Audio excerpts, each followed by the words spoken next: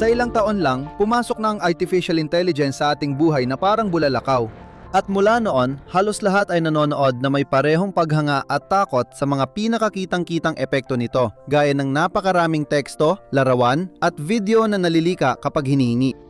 Pero ito lang ang pinakakitang bahagi ng iceberg.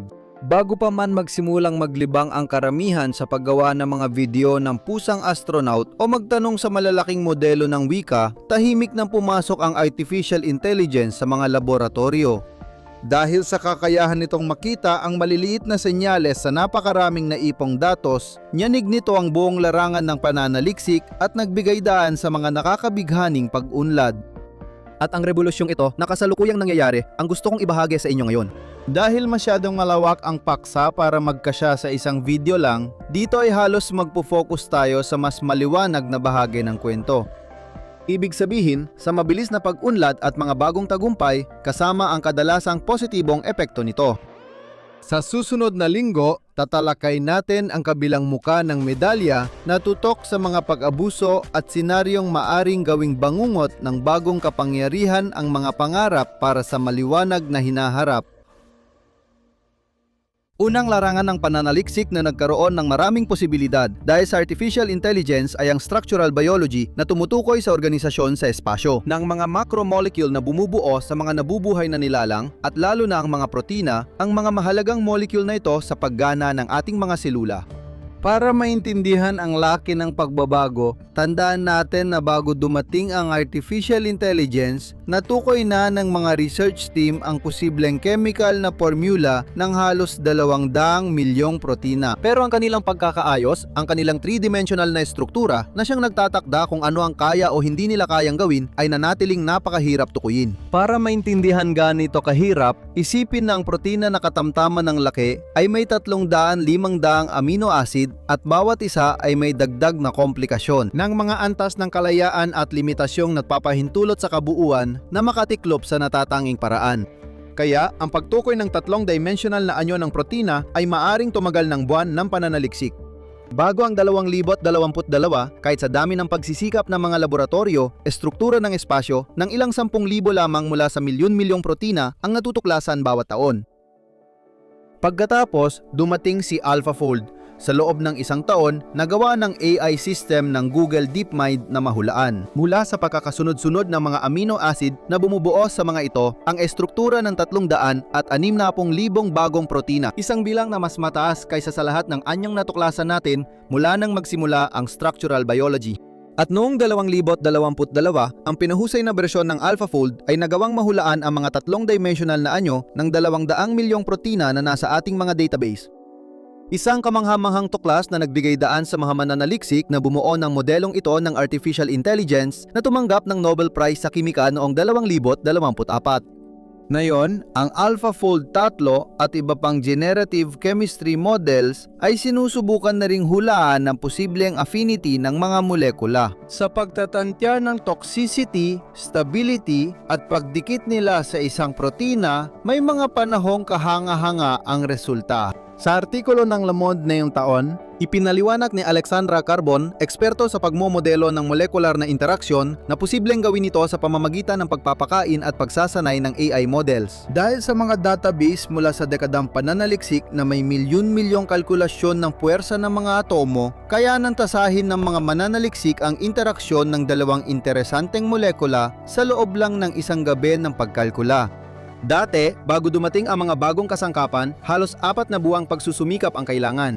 Ang kakayahang matukoy ng mas mabilis ang isang potensyal na molekulang maaaring gamiting gamot sa pamamagitan ng simulation ay hindi nangangahulugan na malalaktawan na ang lahat ng mahahaba at kinakailangang hakbang na hinihingi ng pagbuo ng isang gamot. Tumutulong ang AI maiwasan agad ang maling direksyon simula pa lang. Isa pang larangan ng pananaliksik kung saan nagkaroon ng malaking tagumpay ang artificial intelligence ay sa neurosciences, kung saan nagawa nitong makabuo ng kauna-unahang kumpletong mapa ng otak. Balik tayo sa kwento natin. Ipinapakita ng video sa screen ang kumpletong koneksyon ng mga neuron sa utak ng adultong langaw. Makikita rito ang halos 139,000 neuron at mahigit 50 milyong mga koneksyong sinaptiko na bumubuo sa connectome ng insektong ito na ganap na namapa ng Flywire Project. Ang paggawa ng kabuuang representasyon ng mga koneksyon ng neuron sa isang utak, kahit gaano pa ito kaliit tulad ng sa isang langaw, ay isang napakahirap na gawain na hanggang kamakailan lang ay hindi pa kayang gawin. Ngunit ang mga algorithm ng artificial intelligence na ginawa ng koponan ng Flywire ay nagbigay daan upang mapag-aralan ang libu-libong napakanipis na hiwa ng utak ng isang langaw. Sa mikroskopiyang elektroniko, binuo ng virtual ang mga sanga ng neuron mula sa mga larawan, kaya nagawa ang unang kumpletong mapa ng komplikadong utak. Malayo pa tayo sa pag-aaral ng mga volume na kasing laki ng utak ng tao na may 10 bilyong neuron at nananatiling hindi pa naabot na yon. Ang mga proyektong ganito ay nagsisilbing base camp para mas malayo pa tayong makalakad, lalo na ngayong nagsimula na ang pag-aaral ng mas malalaking konektong. Ang proyektong Microns na pinapagana rin ng artificial intelligence ay nagbigay daan upang mamapa hanggang sa antas ng bawat selula ang 1 milimetro kubiko ng visual cortex ng utak ng isang daga, kung saan nagawa nilang i-digitize ang humigit kumulang 75,000 mga neuron, 200,000 mga selula at 500 milyong mga synapse na naroroon. Sa hinaharap, maaari makatulong ang mga mapang ito para mas maintindihan ang otak at makahanap ng solusyon sa mga problema sa paggana nito. Sa nakalipas na 2 taon, nagtagumpay ang mga mananaliksik sa paggawa ng neuroprosthesis na may AI kahit hindi na kailangan ng detalyadong mapa.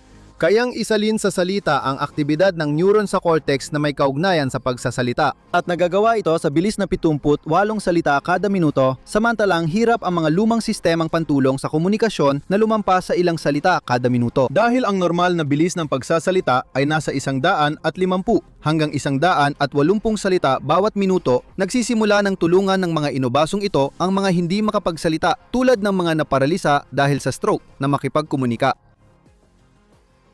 Malaki ang naging ambag ng artificial na intelihensya sa microbiological na kimika sa pagpapalawak ng mga posibilidad na matuklasan. Isipin mo na bago dumating ang AI, nakilala lang natin ang humigit kumulang 150,000 inorganic na materyales at 28,000 lamang dito ang itinuturing na matatag at technological na kapakipakinabang. At noong 2023, dumating si Noam ng Google DeepMind at sa loob lamang ng ilang buwan ay natuklasan niya ang halos 2,200,000 bagong kristal na estruktura kung saan humigit kumulang 380,000 materyales ang theoretical na matatag. Dahil dito, halos 13 beses dumami ang mga posibleng kandidato para mapaganda ang performance ng baterya o solar panel at sa pagdevelop ng mas epektibong semiconductor o katalista. Dapat maintindihan na ang kimika ng materyales ay napakalawak na mundo ng posibilidad dahil depende sa mga paraan ng sintesis, temperatura, presyon at mga proporsyon ng mga elementong kasali. At sa paraan ng kanilang pagsasama, posible na makakuha ng mga materyales na may napakaibang mga katangian. Sa loob ng napakalawak na espasyong ito ng mga posibilidad, matagal nang nagpatuloy ang mga mananaliksik sa pamamagitan ng paghahanap-hanap para mga manlalakbay na ang mga headlamp ay nagliliwanag lamang ng isang bahagi ng mga lagusan sa ilalim ng lupa na kanilang binibisita. At pagkatapos, dumating ang artificial intelligence na nagbigay daan upang lubos na mapalawak ang kanilang liwanag sa pamamagitan ng pagsasabi ng mga sangkap at mga paraan na nanatiling nakatago sa dilim. Tulad ng sa mga molekulang panggamot, hindi sapat ang kaalaman na maaaring umiral ang isang materyal para mas solusyonan ang problema. Kailangan mo pang humanap ng epektibong paraan para ito ay magawa at pagkatapos ay tiyakin ng mga inaasahang katangian nito ay tumutugma talaga sa mga prediksyon.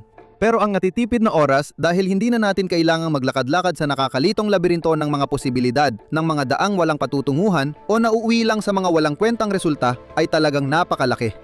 Isang konkretong halimbawa, sa napakarami pa noong 2024, isang modelo na dinevelop ng Microsoft ay nagsuri sa 32 milyong kristal na posibleng maging interesante na alam natin para sa paggawa ng mga bateryang may solidong electrolyte.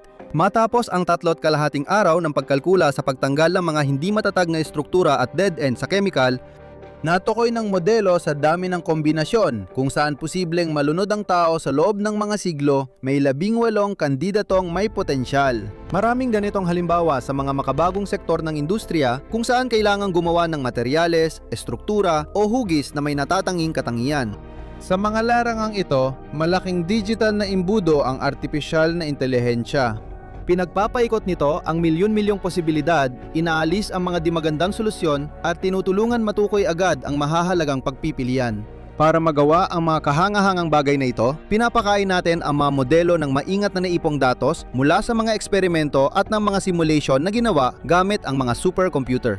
Pagkatapos, ginagamitan ng artificial intelligence ang mga pangunahing datos para matukoy ang mga nakatagong pattern at gumawa ng mga modelong pamalit na mas mabilis magbigay ng aproksimasyon kaysa sa tradisyonal na numerical na paraan. Sa ilang mga kaso, ang mga modelong pamalit na ito ay maaaring magbigay ng kapakipakinabang na aproksimasyon ng 100 hanggang 1,000 beses na mas mabilis kaysa sa mga klasikong numerical na pamamaraan.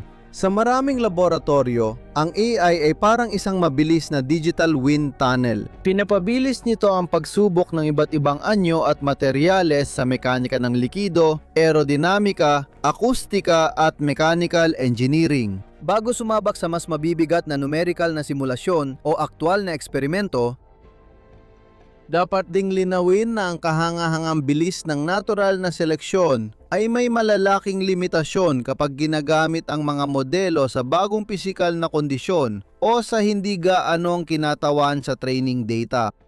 Tulad ng ipinapakita ng maliit na revolusyon na nangyayari ngayon sa larangan ng panahon at agham ng klima. Sa pagitan ng Pebrero 2022 at Enero 2023, ilang modelo ng pandaigdigang pagtataya ng panahon gawa ng Nvidia, Huawei, Microsoft o Google ay gumagamit ng naipon na datos ng panahon. Gamit ang datos ng panahon na naipon mula pa noong dekada 1940, napatunayan nilang kaya nilang gumawa ng pagtatayang halos katulad ng gawa ng malalaking klasikong numerical na modelo. Mas kaunti ng 1,000 hanggang 10,000 beses ang lakas ng pagpoproseso ang kailangan, kaya't ang 1 minutong AI simulation ay kayang patakbuhin gamit ang computer na may magandang graphics card. Sa ganitong paraan, nakakakuha tayo ng mga resultang maihahambing sa mga simulasyong tumatakbo ng 2 hanggang 3 oras sa mga supercomputer. Maliban na lang na ang mga modelong ito ng artificial intelligence ay nahihirapan pa ring tama ang mahulaan ng pagdating at pagyusbong ng mga matitinding pangyayari tulad ng mga bagyo o mga alon ng init at lamig. Kaya naman, ang mga tradisyonal na pisikal na modelo na nagmumodelo ng dinamika ng atmosfera ay nananatiling lubos na mahalaga sa agham ng klima. Upang guluhin ang Artificiel commence également à bousculer. Ang matematika ang pinaka-abstrakto sa lahat ng agham. Isang larangan ng pananaliksik na hindi inaasahan, ilang taon lang ang nakalipas. At pagkatapos, noong 2024, isang unang hakbang ang naisa katuparan. Nang ang mga modelong AlphaProof at AlphaGeometry, dalawa mula sa Google DeepMind, ay nagawang lutasin ang 4 sa 6 na problemang iniharap sa mga kalahok ng pandaigdigang Olimpiada ng Matematika, kaya't nakakuha ng katumbas ng isang pilak na medalya. Ang resulta na ito ay ikinagulat ng marami. Dahil upang malutas ang mga problemang iniharap sa mataas na antas na kompetisyong ito na para sa mga estudyanteng nasa huling taon ng sekundarya, hindi lang sapat ang marunong magkwenta, kailangan din magawang maglatag ng mga argumento at bumuo ng mahigpit na lohikal na mga kadena ng pangangatwiran. Sa susunod na taon, nagawang lutasin ng ibang modelo ang 5 sa 6 na problema ng kompetisyon, kaya naabot ang gintong medalya. At pagkatapos, patuloy pang umunlad ang artificial na intelihensya. At noong Enero 2026, ang GPT-5.2 Pro, ibig sabihin ang bayad na bersyon na bukas sa publiko, ay nakalutas ng mag-isa ng isang problema ni Erdos. Ang klase ng problema na kahit ang ilan sa pinakamagagaling na mathematician ay nabigo ng ilang dekada. Sa mga nakaraang buwan, marami pang ganitong problema ang nalutas. Madalas, ang solusyon ng artificial na intelihensya ay lumalabas na muling tuklas ng mga matagal ng resulta sa siyentipikong literatura at ang ibang may akda ay hindi alam na halos nahanap na nila ang sagot. Noong unang bahagi ng Mayo, nagulat ang mga mathematician nang matuklasan ni GPT-5.4 ang isang konstruksyong nagre-repudyate. Isang malaking hinuha, ibig sabihin ay isang pahayag na wala pang kilalang patunay, ngunit inakala ng lahat na totoo. Isang hinuha na hindi malutas-lutas mula pa noong 1966 at nalutas ni GPT 5.4 sa pamamagitan ng paggamit ng mga paraan ng pag-iisip na hindi pa nagamit ng sinuman para harapin ang problemang ito hanggang ngayon. Kung nais ninyong mas maintindihan ang pag-unlad na ito, inirerekomenda ko ang dokumentadong video ni Jinong Fi tungkol dito. Isang linggo matapos ang tagumpay, inanunsyo ni Timothy Gower, ginawaran ng medalyang Fields noong 1,978 at profesor sa Collège de France sa kanyang X-account na nalutas niya ang mga bukas na problemang matematika na ang patunay ay maaring maging isang kabanata ng tesis gamit ang GPT. 5 sa loob lang ng ilang oras. Nadudulot na rin ng AI ng maliit na revolusyon sa proseso ng formalisasyon na binubuo ng pagsasalin ng mga matematikal na patunay sa formal na wikang pangkompyuter upang masuri ng isang software linya kada linya na matibay ang bawat hakbang ng pangangatwiran. Noong Pebrero ng taong ito, ang demonstrasyon na nagbigay kay Ukrainian na si Marina Vyazovska ng Fields Medal noong 2022 ay naipormalisa gamit ang tulong ng isang AI na nilikha partikular para sa ganitong uri ng gawain. Dati, ilang buwang trabaho para sa mga mananaliksik ang paggawa ng lohikal na code, ngunit natapos ito ng artipisyal na intelihensya sa ilang araw lang. Malayo pa tayo sa ganap na otomatikong formalisasyon ng matematika. Pero nagsisimula ng lumitaw ang mga AI na tumutulong magselyo ng mga patunay gamit ang formal na lohika. Maaring pahintulutan ng mga modelong ito na mapatunayan ang komplikadong na i-publish na resulta. Mas mapapabilis ang pagsaliksik sa mga aklatan ng mga teorema, kaya mapapalaya ang mga mananaliksik mula sa paulit-ulit na gawain sa lohika at mas makakapokus sila sa pagbuo ng ideya.